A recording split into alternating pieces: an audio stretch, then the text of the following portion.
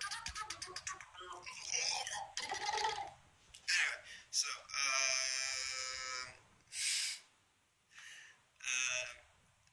it's Idris. Today is the 26th of September, and it is 3:47 p.m. in Egypt. Um, Last video we talked about the High Priestess, and I was supposed to post it yesterday, but I got too busy, and I'm sorry about that. I should be more responsible with you motherfuckers. But that's what happened. So today, to make it up to you guys, I'm gonna post another video about the Empress in the same day. And I was thinking about the program and how we're gonna take this program from here and after. The advocacy council or whatever, they're giving me 3 weeks for this seminar, which is basically exactly good for the archetypes, but not for the suits. And the suits are very important to talk about because they'll make you understand the archetypes in a different light, and make you understand yourself and the ways to manipulate life in a different light. And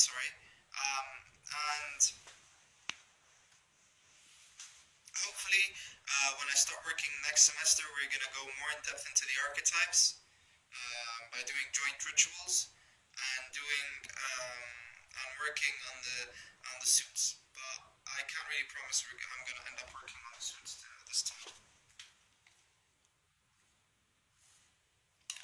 So, yeah, let's talk about the Empress.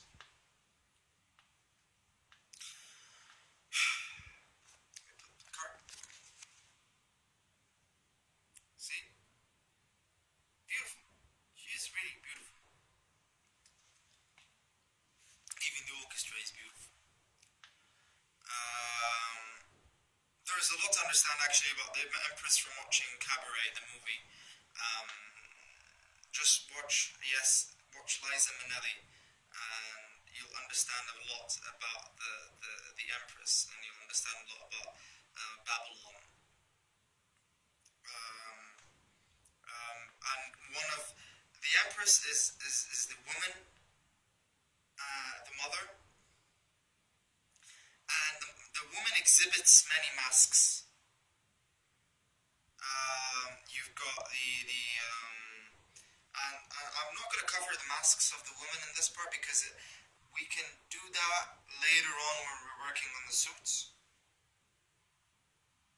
to be more in depth.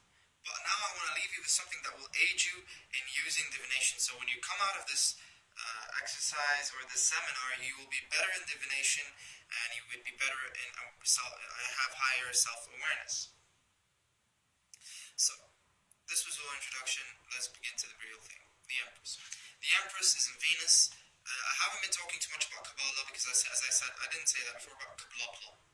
I'm not a big fan of Kabbalah. Not because of anything, just because I didn't get proper teaching in it, and I found it easier for me to understand the tarot from different perspectives that I'm sharing with you guys right now, from a more psychoanalytical perspective. The Empress herself is about the concept. Like, let's start with pranayama. The Empress exhibits sensation, the kingdom of sensation, the kingdom of feeling. How you feel about your body, how you feel about your mission.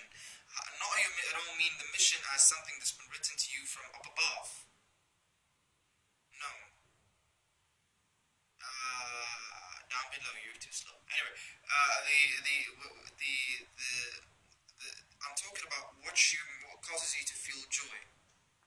Ask yourself this question: am I doing what makes me feel joy in life?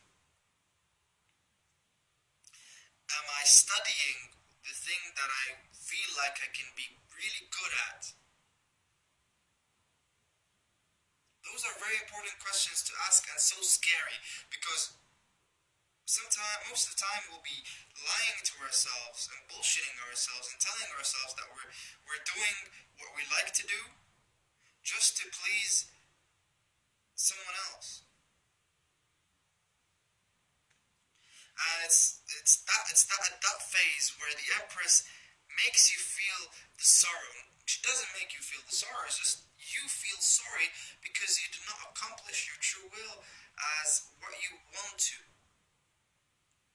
And I don't mean in a Crowleyan Thelemi or whatever the fuck you want to call it, a sense of interpretation of the true will and your whole guardian angel and the knowledge of conversation. That's not what I'm talking about. I'm talking about more about how you feel good about yourself without the necessity of having someone to tell you, hey, okay, you're doing good. This is resembled by you working on yourself and working on yourself to be good at what you like to be good at. For example, you're studying medicine, right? And you suddenly find yourself not happy with what you're doing. You don't want to do medicine. You don't want to study. You don't want to study the human anatomy. You don't want to study how to cut through a human brain and cut through a human body and get some fucking organ out and put it back in again like Lego parts. If you like it, good for you. I don't.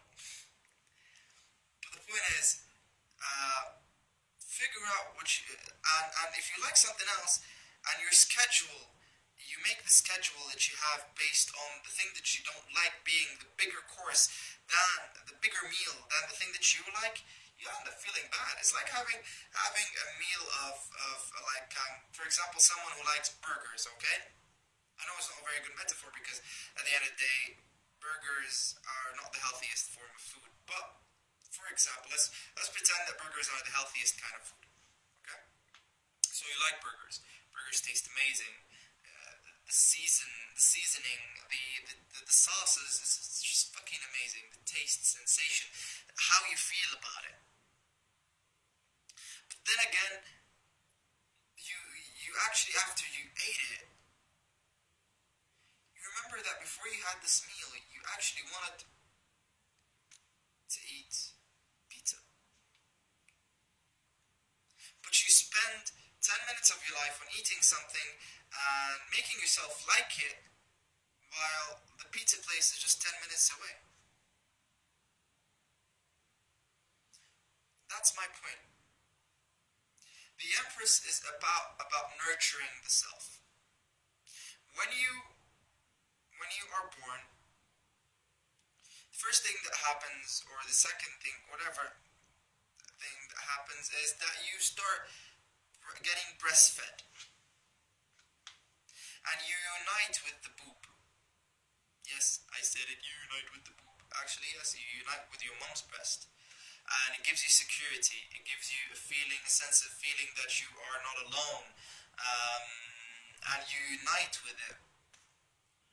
And that's why you find people who actually aren't fully breastfed with a different personality than the ones who are like properly breastfed.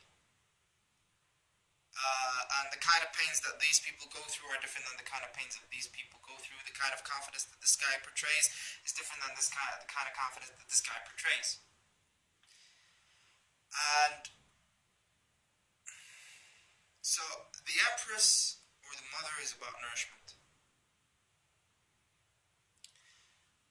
When you grow up, the first thing you do is you cut the umbilical cord. You are no longer, like once you reach teenage years, you start actually cutting the umbilical cords by taking your own decisions, instead of your mom making them for you, or your dad making them for you. But this card, we're handling the decisions made by the mom. We'll talk about the dad later. Once you actually get off the, how the mother, get away from mom's control, and you start making your own decisions and shifting your career to please you rather than to please her, you start noticing how you actually are starting to love your mother. Because you no longer are dependent on her opinion, but rather you just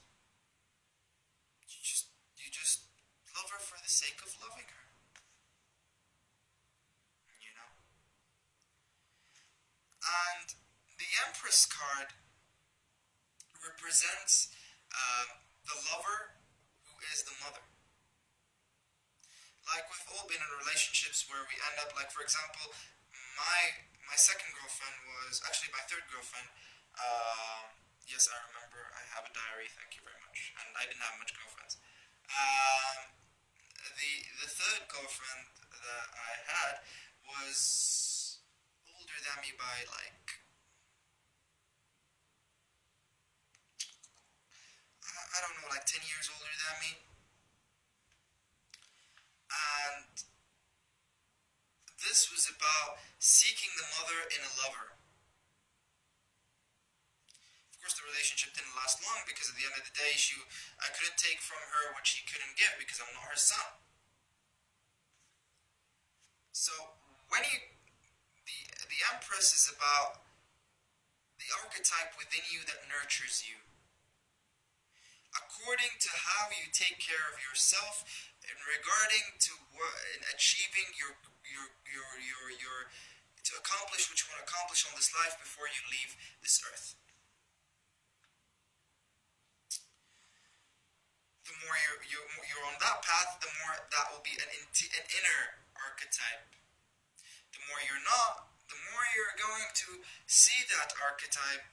And by the way, this is not set in stone 100% right because it's not mathematics where like there's a ratio of a proportional ratio between such and such. No. But sometimes you see the archetypes in others. Like you see the mother in a girlfriend and you'd be like, fuck that shit, I don't want that. But when that happens, that's because you are provoking it. And how you provoke it is because you are not working on yourself and you're not taking care of yourself. You want someone else to tell you, go and do this and do that. And it's okay, it's a state of mind that we go through. But be aware of that state of mind so it doesn't control you. So you don't fall in love with a girl just because she's taking care of you.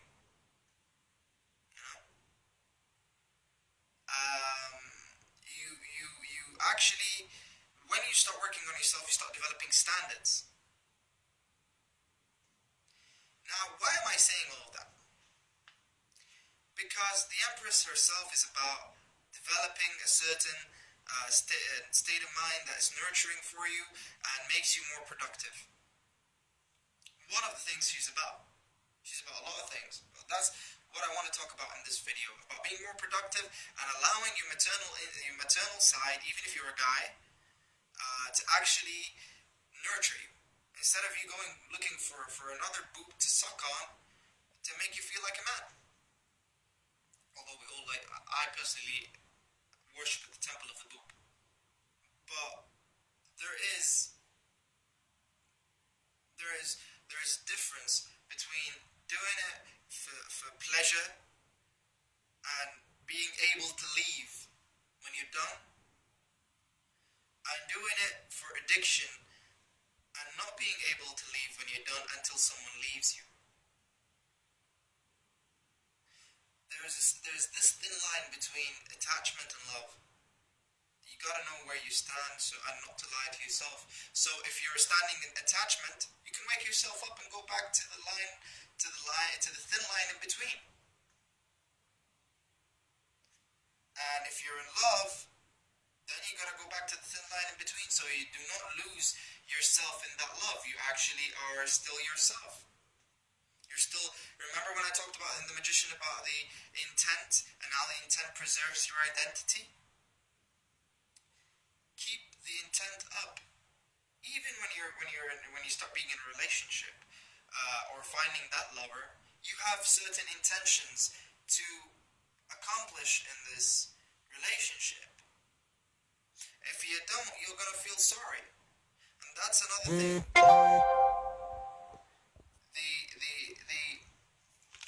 The Empress card.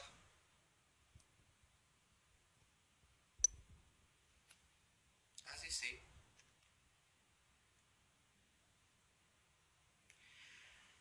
there are symbols on it, of course, You got the fairy, got the queen of fairies.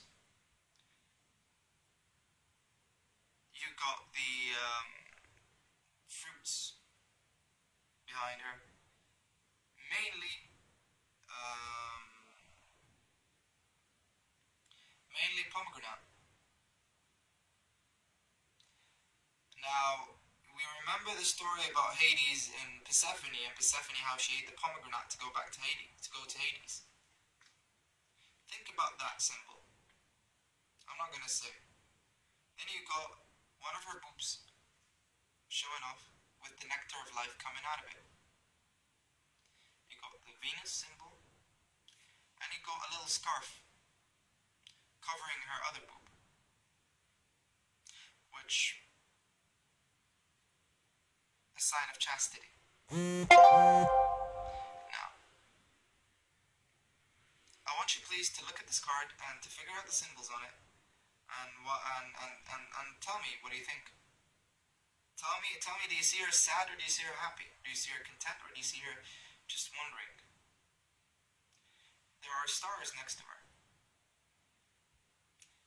Now, think about all those symbols, please, and write down in the comment what you think about those symbols. And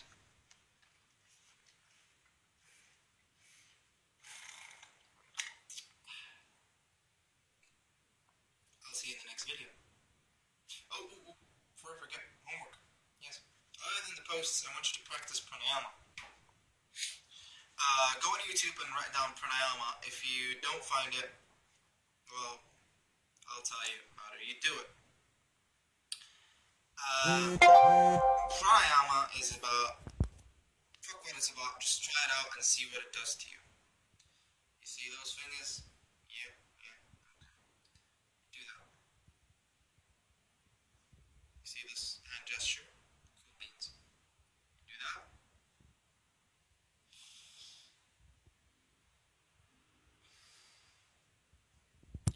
That's the first part of the exercise.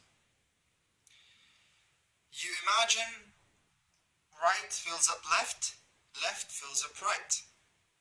You want a circulation of energy around your body to keep you aware of where you're going, of your state of mind. Because every now and then I want you to ask yourself this question: not who am I, but what state I am in right now. In order to be having enough energy to be always aware, you need to have mana. So, this technique that I just told you, then you take 2 breaths like this. You let out, and then you just stop breathing until you feel. I usually count to 16, sorry, and then I breathe in again, and then let out, then 16, then let out. Then the last part of it, the death posture. A writer actually identified the death posture that AlSanussi Spirit talked about as the covering the ear, the eye, and the nose, like that.